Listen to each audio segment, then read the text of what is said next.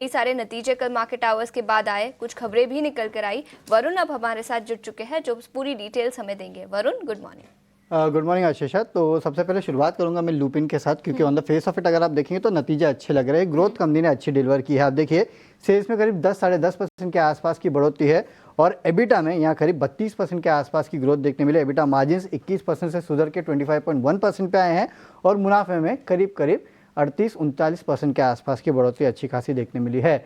Vodafone idea मिले जुले नतीजे हैं। घाटा कंपनी ने किया है, लेकिन अनुमान से थोड़ा कम घाटा है। हालांकि घाटा अभी भी 6,600 करोड़ रुपए के आसपास है। आरपूस यहाँ पे 4.7% के आसपास की बढ़ोतरी हुई है।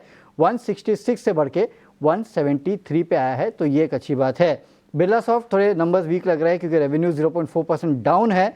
मुनाफे में भी अगर आप देखें तो 8.3% के आसपास की गिरावट देखने मिली। एबिटा मार्जिन भी हल्के गिर के आए हैं। आईआरसीटीसी ऑपरेशनली वीक है क्योंकि मार्जिन 35.3% से गिर के 34% पे आए हैं। हालांकि मुनाफे में करीब 13-14% के आसपास की बढ़ोतरी हुई है। 341 करोड़ पे आए हैं। एनबीसीसी ऑलमोस्ट इन लाइन है। रेवेन्यू 16.6% बढ़े हैं। मुनाफे में करीब 25.5% के आसपास की बढ़ोतरी है। 142 करोड़ पे आया है और एबिटा मार्जिन जो है उसमें हल्की सी 20 बेसिस पॉइंट के आसपास की बढ़ोतरी देखने मिली है। Berger paints almost in line है क्योंकि सबको पता था कि मार्जिन्स तो गिरेंगे और मार्जिन्स गिरे हैं। 80 बेसिस पॉइंट के आसपास की गिरावट है। 15.9% पे आया है। मुनाफे में 1.5% की गिरावट है।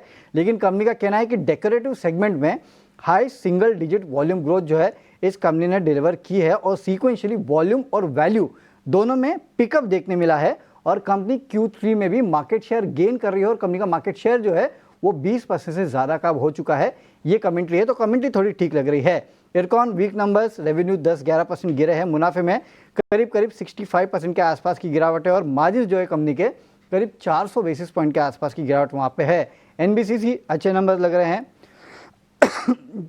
मैं आपको बता चुका हूँ कि मार्जिन में अच्छी खासी बढ़ोतरी है। सेल पे नज़र डालेगा जहाँ पे वीक नंबर्स है। रेवेन्यूज करीब 5% के आसपास गिरे हैं। मुनाफे में भी करीब 66% के आसपास की गिरावट देखने मिली है। तो ये तो अर्निंग्स था। अब इसके अलावा कुछ खबरों के चलते आप नजर रखिएगा कुछ स्टॉक्स पे। ल्यूपिन नतीजे अच्छे थे, लेकिन यहाँ पे कंपनी ने जो इनका OTC कारोबार है, कंज्यूमर हेल्थ केयर बिजनेस जो है, उसको स्लम सेल बेसिस पे एक सब्सिडरी में ट्रांसफर करने का यहाँ पे फैसला लिया है और साथ ही में इन्होंने lupin life consumer health care नाम से एक सब्सिडरी जो है उसका गठन किया है। टाटा स्टील, फिच ने इस कंपनी के जो डेट इंस्ट्रूमेंट्स है उनकी रेटिंग बढ़ा दी है। यहाँ पे AA+ पॉजिटिव से अब AAA स्टेबल कर दी है इसकी रेटिंग। कोरोमंडल इंटरनेशनल यहाँ कंपनी को आंध्र प्रदेश सरकार से कैपिटल और अदर सब्सिडीज जो है प्रपोज इन्वेस्टमेंट इन्होंने किया करीब 1540 करोड़ रुपीज़ के आसपास का।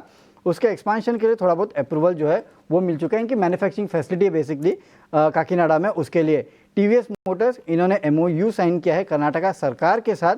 ग्लोबल कैपेसिटी जो है कर्नाटका में उसको एक्सपांड करेंगे। जो मैसूर में इनको ऑपरेशन है उसको एक्सपांड करेंगे।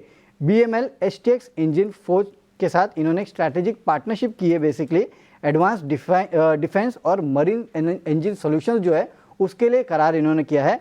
और BHEL यहाँ पे नजर रखेगा, इस कंपनी को बेसिकली DVC स्टीम जनरेटर जो है उसके लिए ऑर्डर मिला है और ये ऑर्डर अच्छा खासा है। करीब 6,200 करोड़ रुपए के आसपास का थर्मल पावर स्टेशन के लिए जो है वो इस कंपनी को ऑर्डर मिला है। तो BHEL पे आज खास नजर रखेगा आप। कई सारे स्टॉक्स जो नतीजे, ऑर्डर विन्स और कई सारी डील्स जिसके सम पर फोकस में रहेंगे। शुक्रिया वरुण पूरी डिटेल्स के साथ हमारे साथ जुड़ने के लिए।